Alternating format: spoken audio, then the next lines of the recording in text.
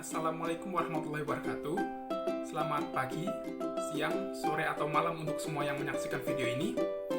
Pada kesempatan kali ini, kami dari kelompok 6 akan memaparkan suatu pembahasan mengenai penerapan graf dalam kehidupan sehari-hari, khususnya dalam bidang biologi atau lebih spesifik lagi terkait dengan jaring-jaring makanan. Namun, sebelum masuk ke pokok pembahasan, perkenalkanlah kami untuk memperkenalkan diri kami terlebih dahulu. Perkenalkan, nama saya Raihan Rahmanda Junianto dengan NIM 222-112-303. Saya Erika Azayurnisa, absen 14. Halo, nama saya Alfandi Syukurahmat Zeka, NIM 2221-11878. Salam kenal.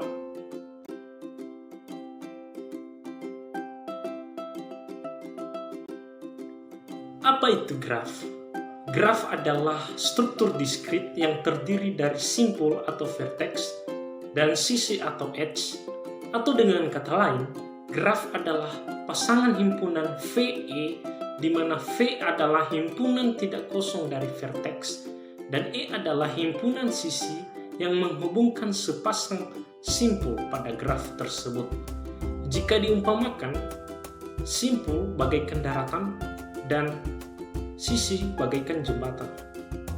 Daratan yang satu dengan daratan yang lain, atau simpul yang satu dengan simpul yang lain, dihubungkan oleh jembatan atau sisi. Selanjutnya saya akan menjelaskan tentang jenis-jenis graf. Secara umum, graf itu dibagi menjadi dua. Yang pertama, graf sederhana, dan yang kedua, graf tidak sederhana.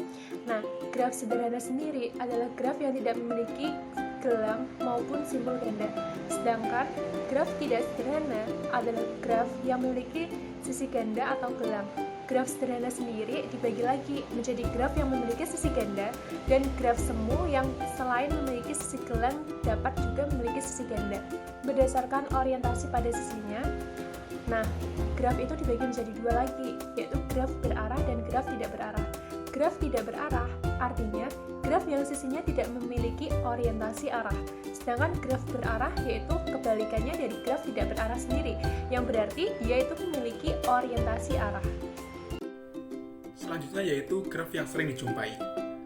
Dalam pembahasan kali ini, setidaknya terdapat 4 graf yang sering dijumpai dalam kehidupan sehari-hari.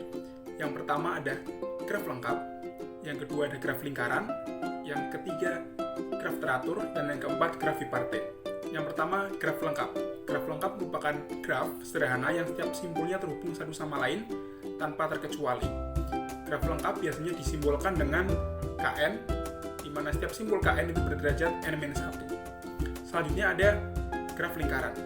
Graf lingkaran merupakan graf sederhana yang setiap simpulnya berderajat 2, atau setiap simpulnya memiliki cabang 2. Graf lingkaran disimbolkan dengan Cn. Selanjutnya adalah graf teratur. Graf teratur adalah graf yang setiap simpulnya memiliki derajat yang sama. Pada gambar di samping, terdapat sebuah graf yang memiliki 4 simpul, di mana setiap simpulnya itu memiliki derajat yang sama, atau disebut dengan graf teratur. Selanjutnya ada graf bipartit. Graf bipartit merupakan graf yang himpunan simpulnya dapat dikelompokkan menjadi dua himpunan, misalnya V1 dan V2.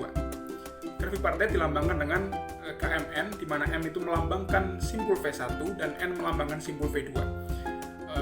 Gambar graf bipartit dapat dilihat pada gambar di samping, yaitu H1, H2, H3 itu sebagai himpunan bagian V1 dan WGE sebagai himpunan bagian V2.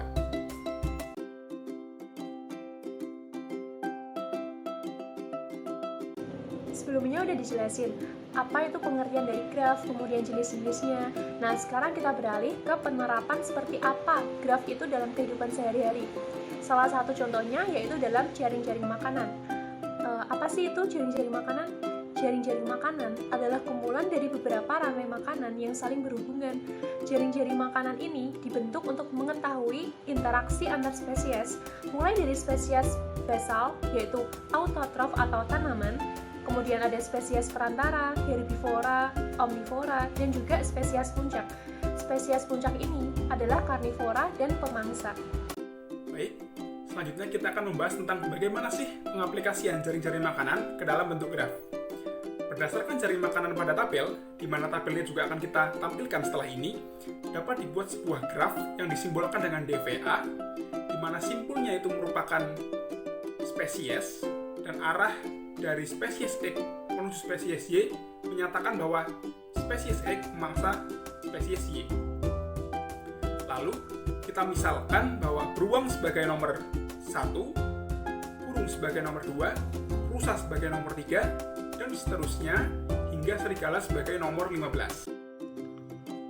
Pada bagian ini, teman-teman dapat melihat ada satu tabel yang terdiri dari 3 kolom. Kolom pertama berisi spesies, kolom kedua berisi spesies yang memangsa spesies di kolom pertama, dan kolom ketiga berisi spesies yang dimangsa oleh spesies di kolom pertama.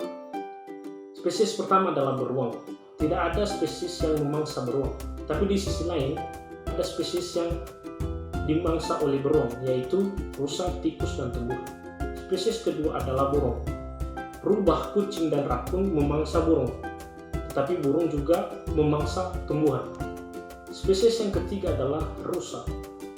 Beruang dan serigala memangsa rusa, dan di sisi lain rusa memangsa tumbuhan.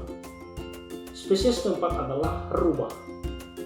Rubah tidak ada yang memangsanya, tetapi rubah memangsa burung, ular, serangga, kelinci, tikus, dan salamander. Spesies kelima adalah ular. Spesies yang memangsa ular adalah rubah, tapi di sisi lain, spesies yang dimangsa oleh ular adalah serangga dan katak. Spesies keenam adalah serangga. Serangga dimangsa oleh rubah, ular, rakun, salamander, sigung, dan katak. Tapi di sisi lain, serangga memangsa tumbuhan.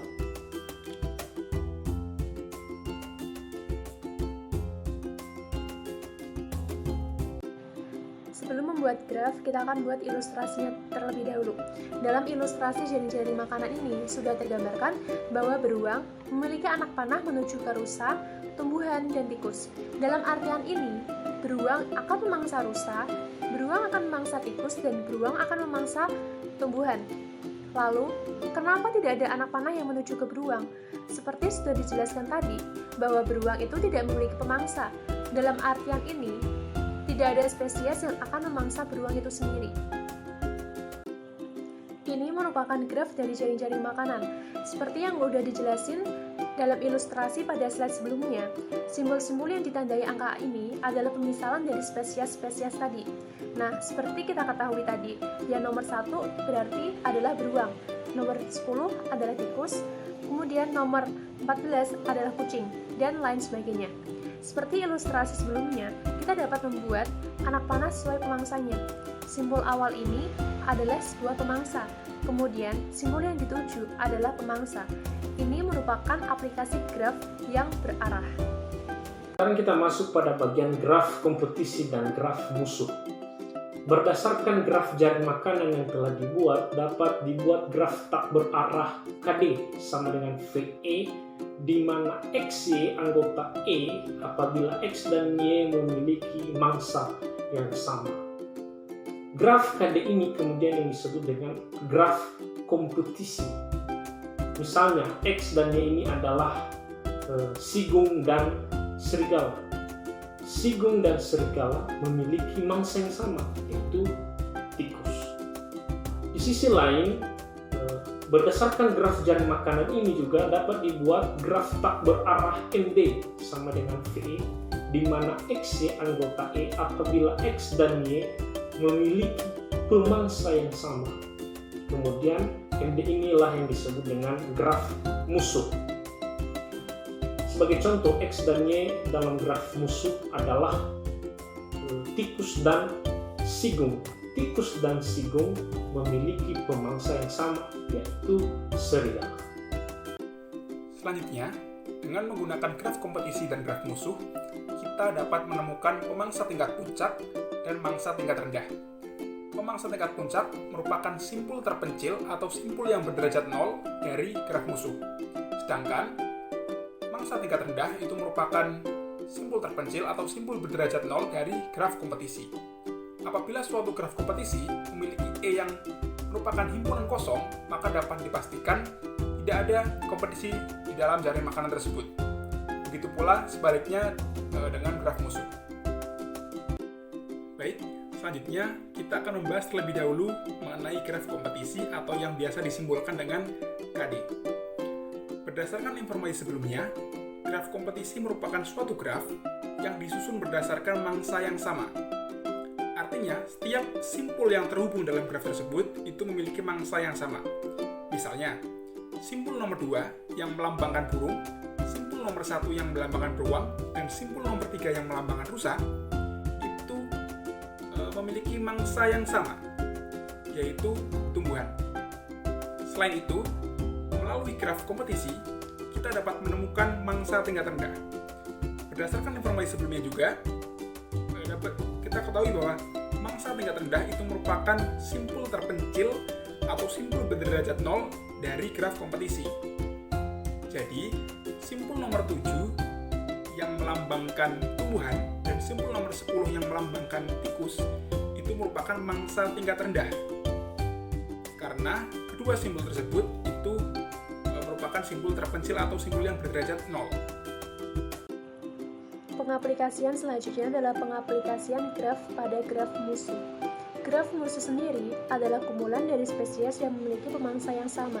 Dalam artian ini, mereka saling bertarung untuk menyelamatkan diri dari pemangsa yang sama.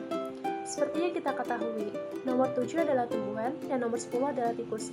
Yang udah dijelasin pada tabel tadi, tumbuhan, rusa, tikus memiliki satu pemangsa yang sama, yaitu beruang. Maka dari itu mereka saling berkaitan dan begitu pula dengan simbol-simbol lainnya. Bagaimana dengan simbol yang di pinggir atau simbol yang nomor 1, 4, dan 9? Mereka adalah simbol yang tidak berkaitan atau tidak berhubung. Jadi, mereka adalah simbol yang tidak memiliki pemangsa. Jadi, dari graf di atas kita dapat mengetahui pemangsa tingkat puncak pada graf kompetisi ini terdapat pada simbol 1, yaitu beruang, simbol 4, yaitu rubah, simbol 9 yang berupa rakun, simbol 14 yang berupa kucing, dan simbol 15 yang artinya adalah serigala. Maksud dari pemangsa tingkat puncak adalah tidak ada pemangsa apapun dari semua spesies yang ada di graf ini yang dapat memangsa mereka. Baik, sekarang kita masuk pada bagian terakhir, yaitu kesimpulan. Berdasarkan penjelasan-penjelasan, dapat kita simpulkan bahwa jaring-jaring makanan adalah salah satu dari contoh penerapan teori graf dalam kehidupan sehari-hari. Dalam jaring-jaring makanan, kita dapat menggunakan graf berarah dan graf tidak berarah sebagai bentuk pengaplikasiannya. Demikian video kami. Terima kasih atas kebersamaan teman-teman dan perhatian teman-teman sekalian. Semoga video ini bisa bermanfaat bagi teman-teman dalam memahami teori graf dan aplikasinya dalam kehidupan kita. Terima kasih. Semoga di lain waktu kita bisa bertemu kembali. Sampai jumpa.